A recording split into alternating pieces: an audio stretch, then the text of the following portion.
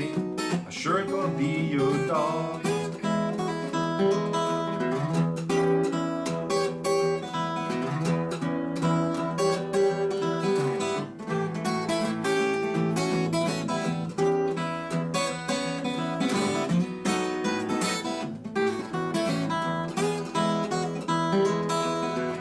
Hey, hey, hey, hey, baby, hey. Hey, hey, hey, hey, baby, hey. My arms around you, babe, and all I can say is hey.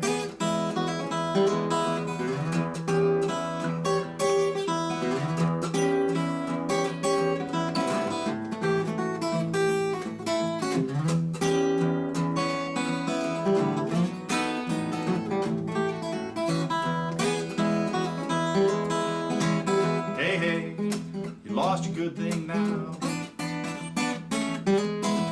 Hey, hey, you lost your good thing now. Had me fooled, but I found out somehow.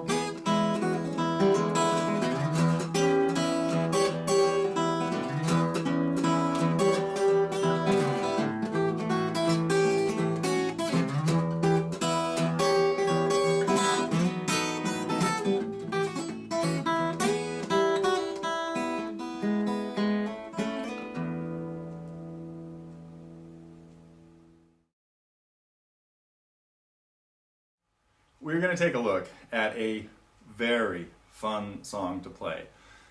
Big Bill Broonzy, one of the most prolific blues and folk songwriters of the first half of the 20th century, wrote some great tunes, and luckily they influenced people like Eric Clapton and lots of other folks, especially in the 60s, and the music lives till today.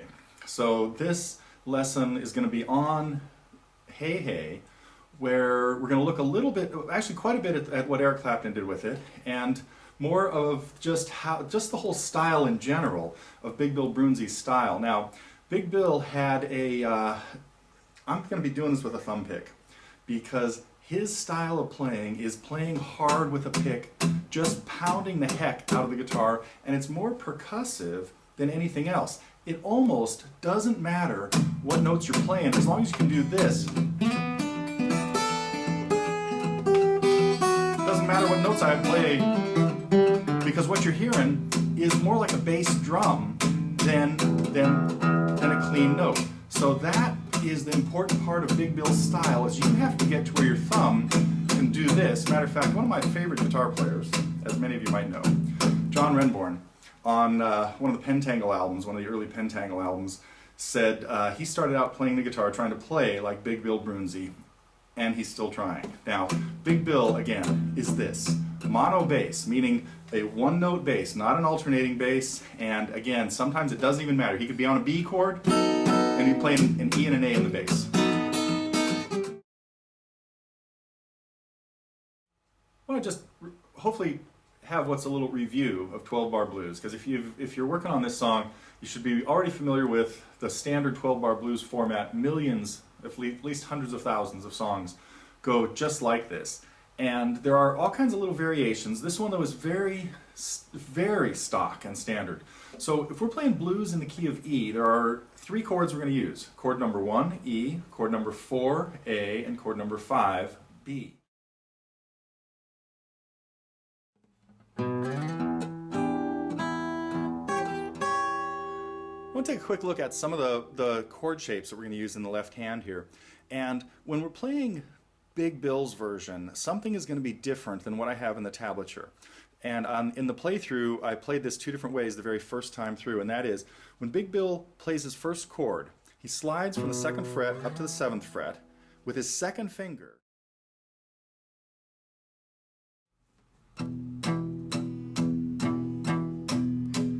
I'm playing an E chord.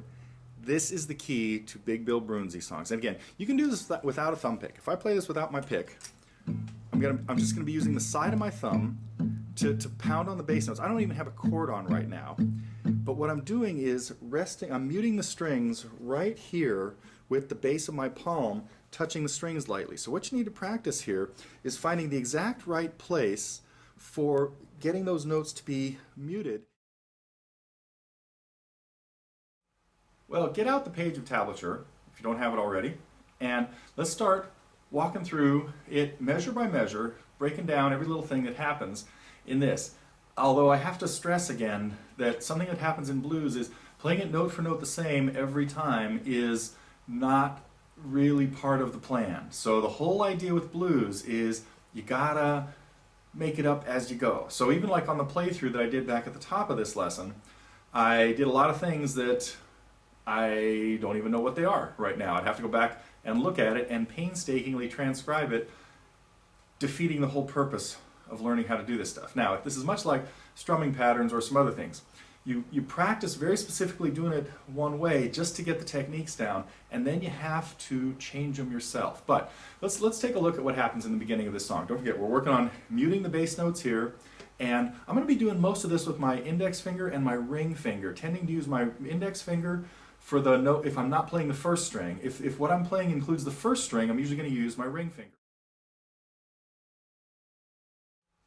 This is going to be a little bit unusual because what I'm going to do here is something this may not sound too musical, but I'm going to play this with a metronome at 70 beats a minute. I hope. We'll see how it goes. And I'm just going to try to play exactly what's in the tablature as cleanly as possible so that you can hear all the notes. Now this again won't sound very bluesy, but don't forget we're coming in with this slide on beat 4.